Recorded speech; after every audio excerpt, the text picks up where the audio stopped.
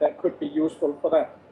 For that, we have developed various assets. Major we have is a database where we have more than 140,000 technologies. Many of them are patents, which is not really a solution, it's more like an idea. But we also have 6,000 uploads from companies that are real solutions and available for licensing, for purchase, for contracting, and so on. We do projects where we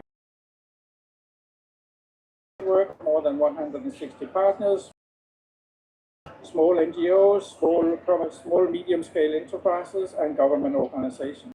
And then we produce various knowledge material, of which we will hear more about one of them later on. So first of all, in climate change and in relation to climate change, it goes into all sectors, of course. Now, there's not a few game-changing technologies or solutions in relation to climate change. It's not like the COVID vaccine where you've got a handful of vaccines that can solve that problem. In climate change, we don't have that. So what we need is thousands of technology that pulls in the same direction. This means that we also need a deep systemic transformation. And this is where innovation and technology can enable that. Innovation and technology can bring some of the solutions that will help us to be able to make these transformations. Just look at example like solar panels, how that is important for transforming the energy sector. We do acceleration projects, as I mentioned, and this is where we go into the field and try to connect the specific need owners with the technologies that are out there. So it's not traditional matchmaking where you do a matchmaking event as such. It's more like a project where we work with local consultants, local experts, to identify specific need owners, farmers, or whatever it is, that are looking for a solution. We then engage with them and actually work as a kind of technology agents for free for a period so that we can find the best possible solution for them. We do that at the moment in all the countries that you see on the list here. I'm not going to go through them all, but we are pretty much all over the world at the moment, and especially here in Latin America, where we have in Argentina, Brazil, Chile, Peru, Colombia, Ecuador, and we have one in Uruguay also where we're looking into methane emissions from cattle. In these projects, again, we try to show what innovation and technology can do, and we produce these catalogs at the end of the projects. We translate them into local language, and we try to get them out as much as possible to a broad audience, just to show what is possible and what technology can do. The database is a tool that links all this together. This is where we have a lot of technologies available. It's a free UN-based database. It's the biggest green technology database in the UN system, and it uses a lot of AI functions to do automatic matchmaking and so on. And anybody who has a solution can upload it to the database for free. All they need to do is register and then upload their technology. They can also upload a need if they are looking for something specific, and we have some special AI-based functions to help on that. The database functions as simple keyword search. We are setting up a whole new AI interface now, but that will take a little while. And you have a whole lot of filters where you can specify what you're looking for. A technology looks something like this when you get into it. And there in the button down here, you can contact you click on that, you can get directly to the website of the company. And there's another button here, which allows you to send an email to the company directly if you're registered in the database, which you can just do for free and really fast. In the database, we have special collections for some projects, all our projects, but we also have here specifically for the Green Technology book that we're going to hear about from Heather. We have several editions of those, and this is where we can find all the technologies in the books, also in the database here. And it looks something like this when you get into that one. So with this, I will give the word to my colleague, Heather Jacobsen, please.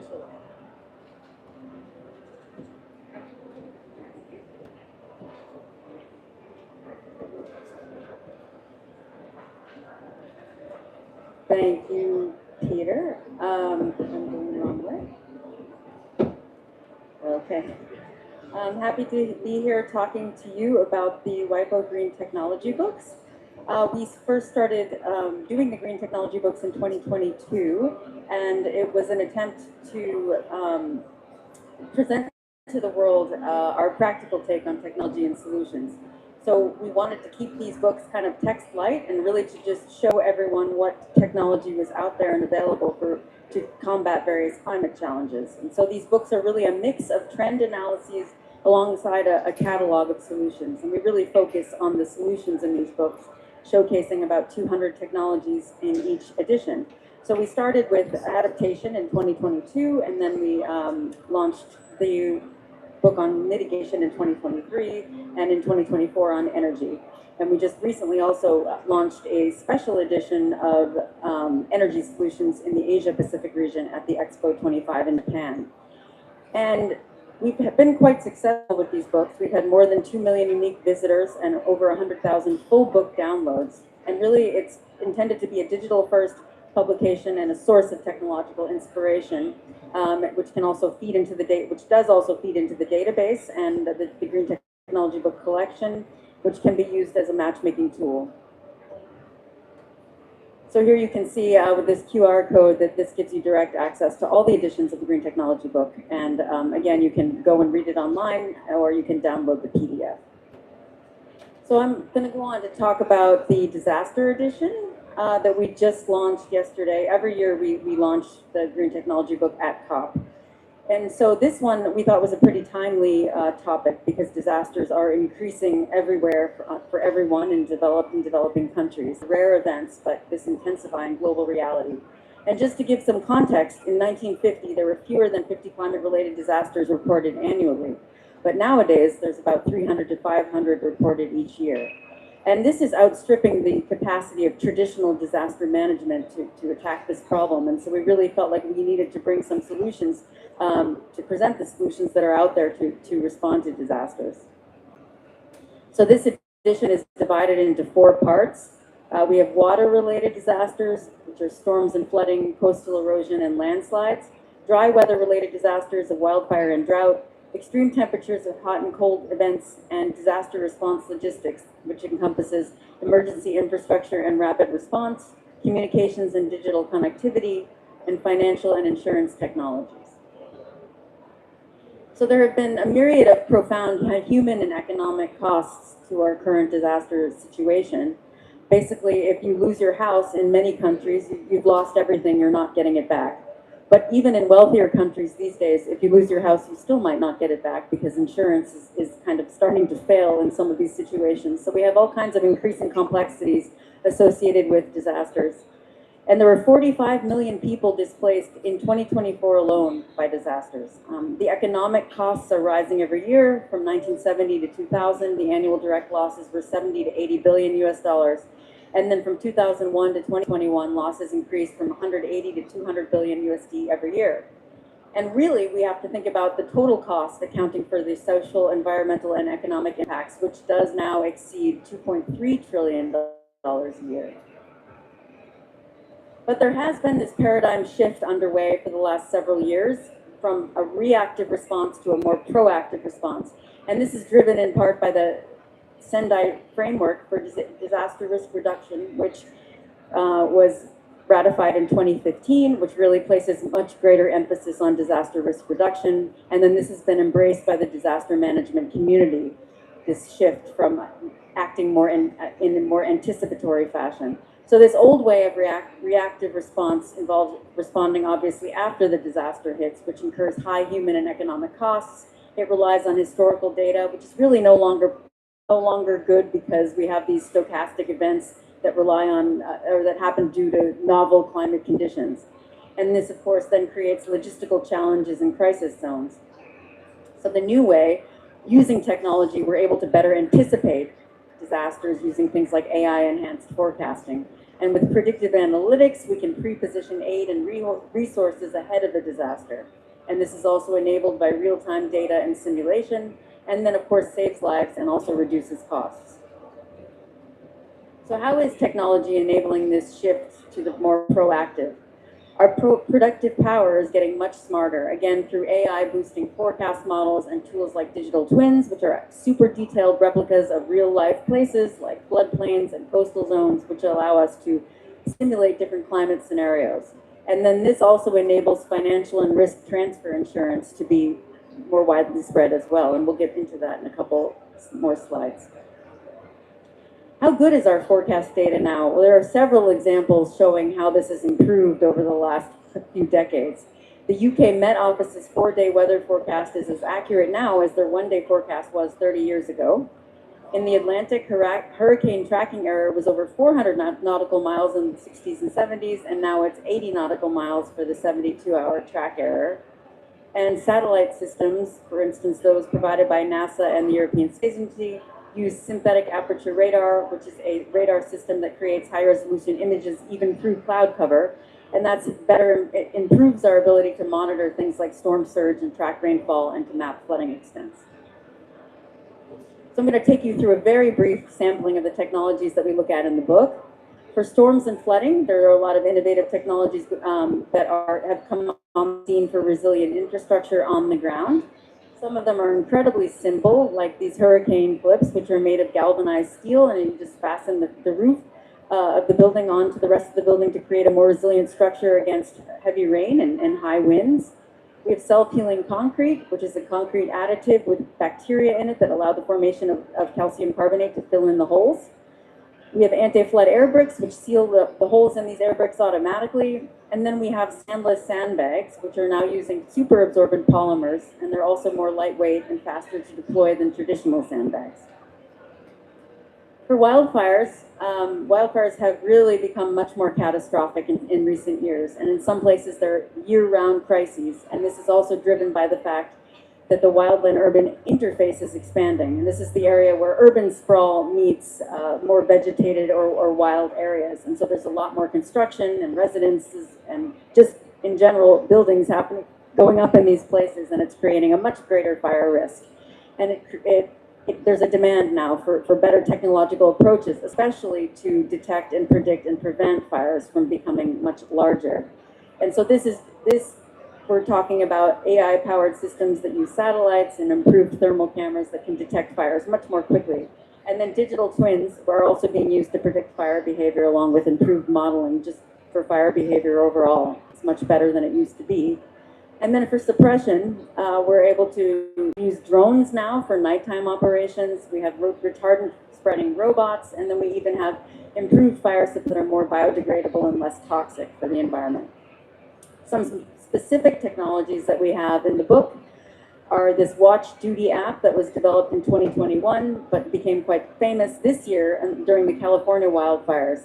And it's an interactive map that takes information from the public and from firefighters to report back to the public on evacuation routes and fire perimeters and road closures and such. The Smart Fire Detection Platform by Pano AI installs a set of thermal cameras from high vantage points that are able to assess fire starts on the ground.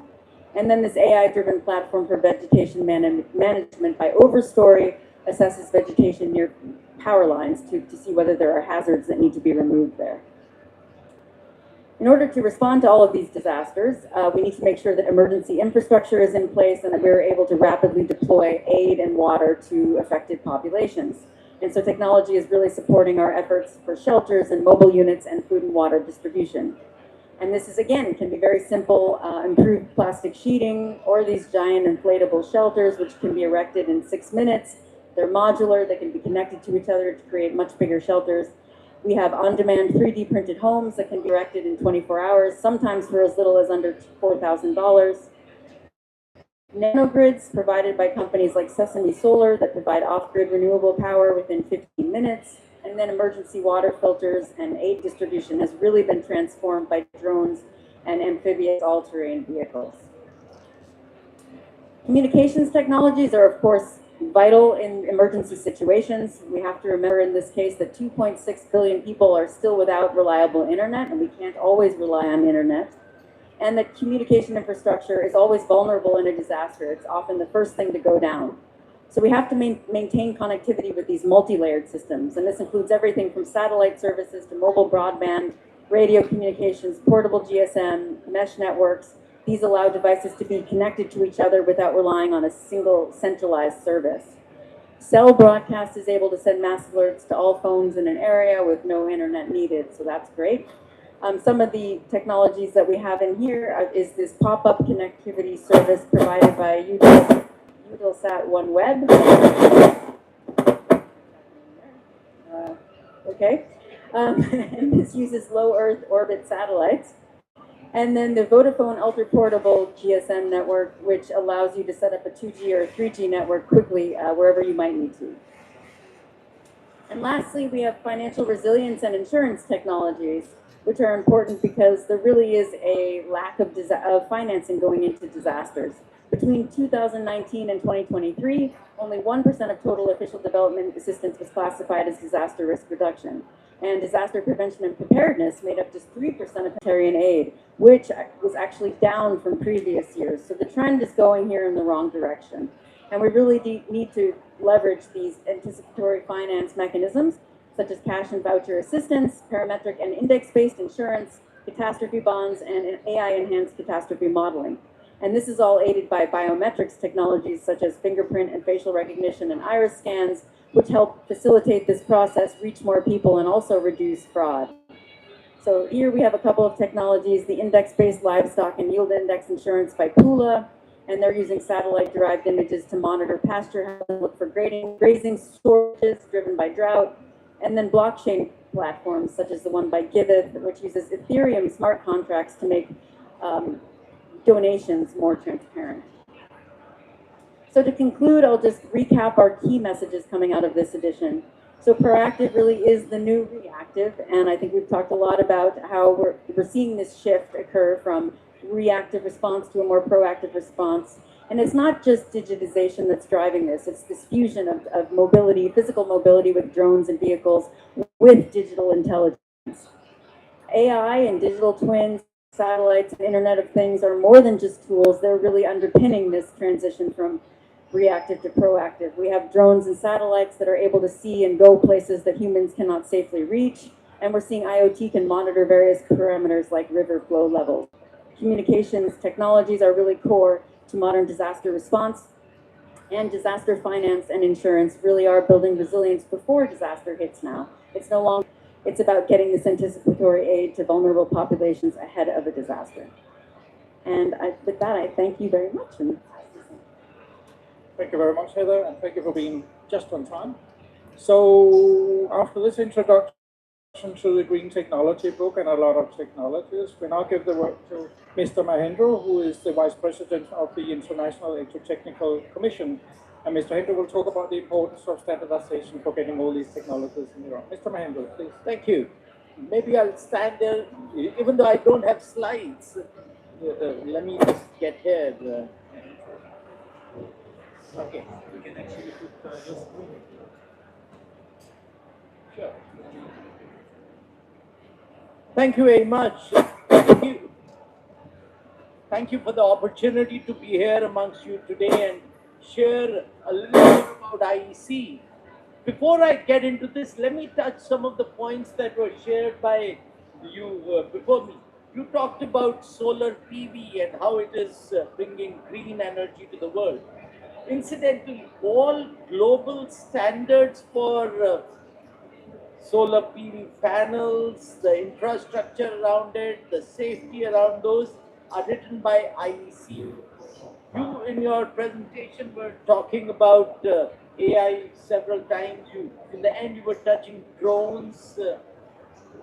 Standards for electrical aspects of drones, which means charging of drones, battery installation and taking off, switching on, switching off, and safety around the charging infrastructure for drones are all done by IEC. To give you a brief on IEC itself, it's an organization born in 1906, so it's much older than most other organizations you will see here, older than the UN also. IEC was born just as the need for electricity was taking off. Today, for a moment, pause and think of anything meaningful that you do in your daily lives that is without electricity. Anything meaningful that you do, sleeping or awake, not just when you are awake. Is there anything you can do without electricity? It has become so much an integral part of our lives, but we never pause to how come it is safe. None of us bothered to even think about it, but we brought our mobile phones here, we plugged it in, and we charged it.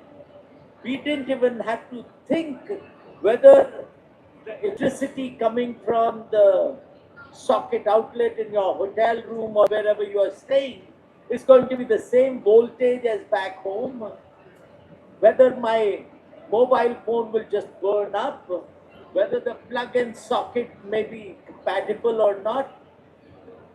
Somebody has done a good job over the last so many decades, and that organization is IEC. Born in 1906, today IEC has about 173 member countries who are participating in consensus around development of standards for electricity, electronics, and software. So if you see anywhere electricity, electronics, or software, be sure it is something to do with IEC standards. The mobile phones that we carry, there are about 100 standards that make it